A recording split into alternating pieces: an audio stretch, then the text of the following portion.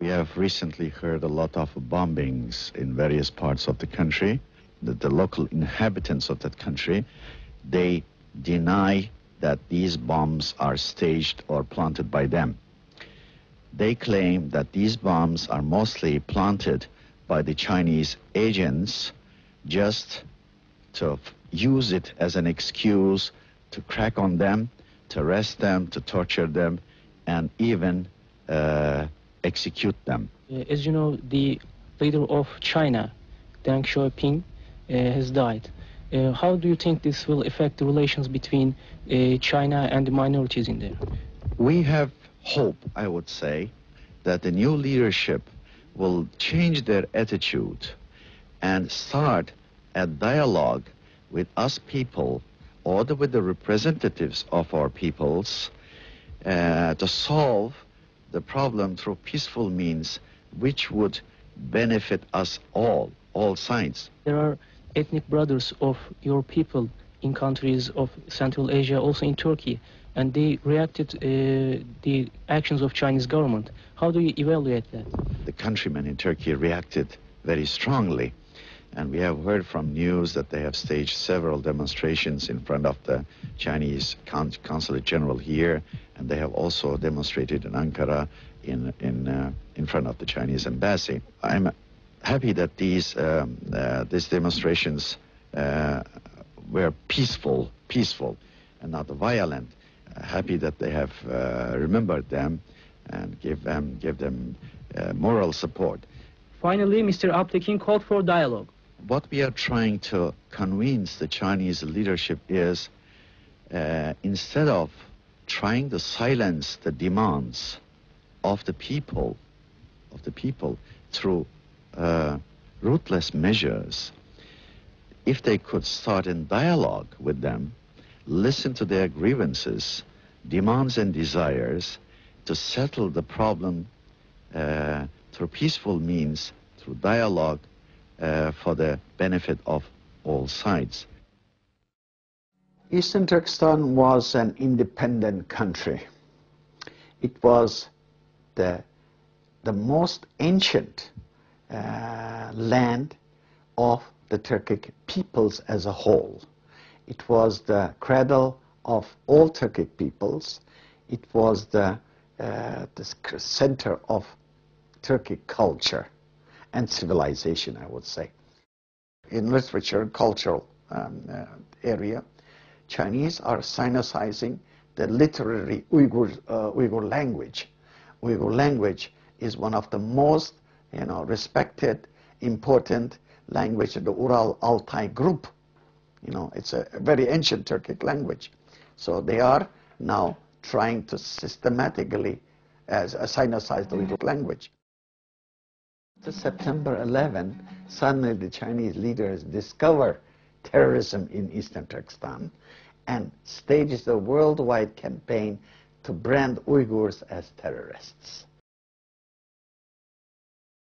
They have been sending Chinese settlers into Eastern Turkestan, and before 1949 this was almost 300 Chinese.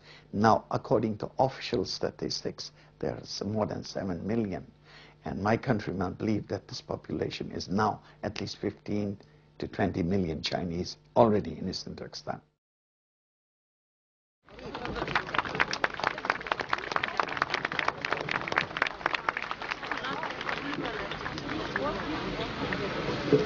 Distinguished guests, ladies and gentlemen, and my dear brothers and sisters from Tibet, Tashi direct to all of you.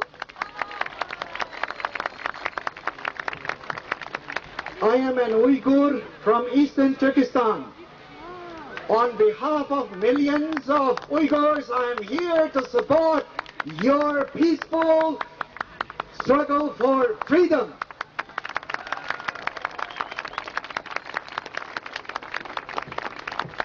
I am also very honored to be invited to be among you today. And this support for Tibet, I accept it also to the support for the people of Eastern Turkestan, Inner Mongolia, and for millions of Chinese people who are trying to overthrow the dictatorship and establish a democracy in that country. My dear friends, my dear Tibetan brothers and sisters, as you may know, the Uyghurs, Tibetans, and the Inner Mongols who had had a close political, cultural, and religious relationship for many centuries, are sharing the same destiny today. Today they are facing political oppression, cultural assimilation, economic exploitation, ecological destruction, and racial discrimination. Moreover, the population transfer, coercive birth control, and Sinization of the literary language are threatening the very existence of the Uyghurs, Tibetans, and the Inner Mongols. At present, the Chinese authorities have intensified their age-old policy of setting one ethnic, religious, linguistic group against the other. As a result, mutual hatred among the different ethnic, religious, and linguistic groups in Eastern Turkestan, Tibet, and Inner Mongolia have become very strong. It is said that the aim of provoking such ethnic, religious, and linguistic conflicts was to distract these groups, thus allowing the Chinese authorities a free hand to act as they please. The continued treatment of the Uyghurs, Tibetans, and the Inner Mongols as Yaman, meaning barbarian, dirty, backward, and primitive by the great majority of the common Chinese people have deepened the hostilities between the common Chinese people and the Uyghurs, Tibetans, and the Inner Mongols. The great majority of the common Chinese people are unaware of the fact that the Uyghurs, Tibetans, and the Mongols have a rich history, culture, and civilization at least as advanced as China's. These policies have turned Eastern Turkestan, Tibet, and Inner Mongolia into a time bomb.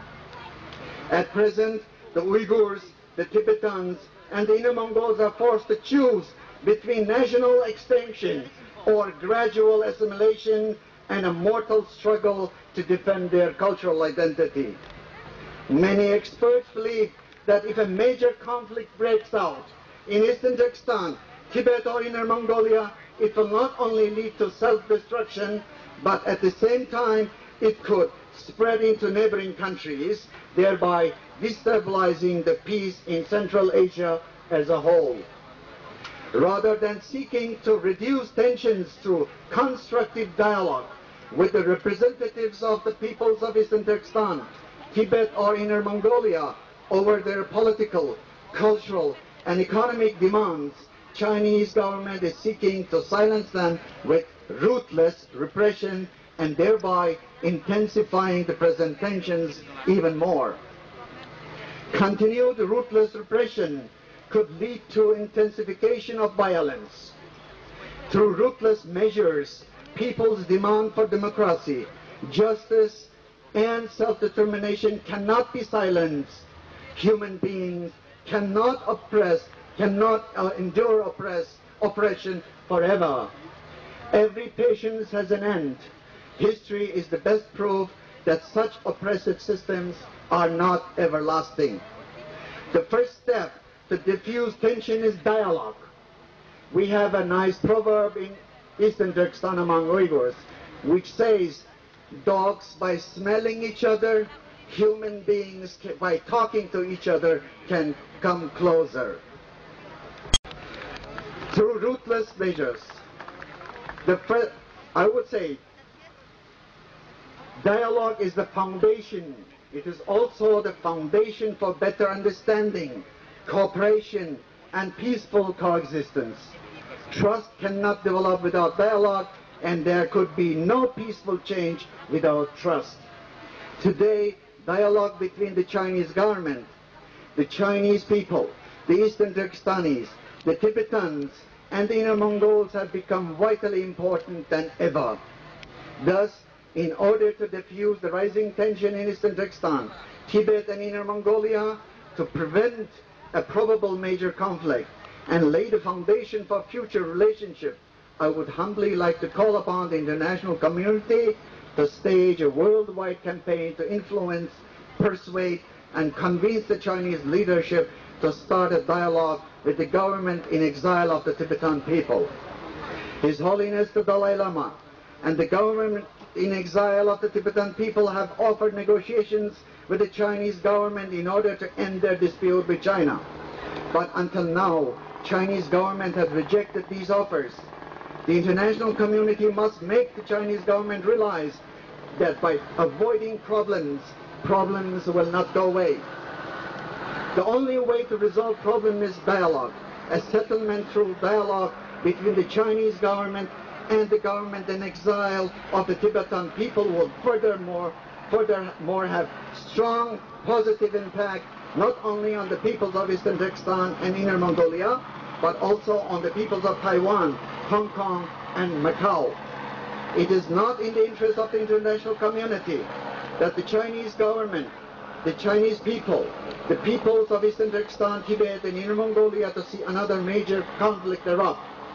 The international community must reverse the general feeling among the world's oppressed that their voice can only be heard only when amplified by methods of international terrorism. The democratic-minded Chinese people living abroad must stage a worldwide campaign to pressure the Chinese leadership to start negotiations with the government in exile of the Tibetan people. The international support is always appreciated, but Deng Xiaoping, the late paramount leader of China, said the more pressure from abroad is the best proof that we are doing our job correctly at home. But he is dead now. Thus, the Chinese government might ignore the international pressure, but they cannot totally ignore a massive pressure which comes from their own people. Such a support will be perceived by the peoples of Eastern Turkestan, the Tibet and Inner Mongols and other non-Chinese peoples in China, that the democratic-minded Chinese people are not only striving for a democratic China, but at the same time that they are respect the basic rights of the Chinese peoples who are struggling for recognition, greater autonomy, or self-determination. It will also help deplete the hostilities among our peoples at home and set a good example for our future relationship. For instance, a great majority of the Uyghur students at home did not support the Chinese student demonstration in Tiananmen. When asked why, the answer was that this was only a Chinese internal matter. They would not support such activities because the Chinese students who are demanding democracy from the central government never support the Uyghur cause. Only one way or the other, ladies and gentlemen, and my dear brothers from Tibet, Eastern Turkestan, Tibet, and Inner Mongolia will become independent, whether the world wants or not, whether the Chinese government wants or not. We will be independent one day.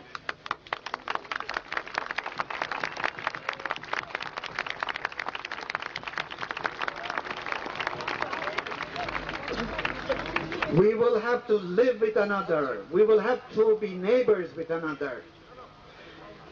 Thus, in order to lay the foundation for our future relationship, we have the responsibility to strengthen the mutual understanding, cooperation, and solidarity among our peoples now. This is the time. His Holiness the Dalai Lama said, we are all members of the same family, and unless we develop a sense of universal responsibility and learn to see each other as brothers and sisters, there can never be world peace. We have to develop the sense of responsibility now, ladies and gentlemen, before it gets too late. I would like to join at the end of my speech Mr. Verne, who said next year we will be in Lhasa, free Tibet. I would like to say next year let's celebrate our independence in Lhasa, not only in Lhasa, in Urumqi, in Inner Mongolia, and also in China. Long live the just cause of the Tibetan people. Long live the just cause of the Eastern Turkestani people. Long live the just cause of the Inner Mongolian people. Thank you.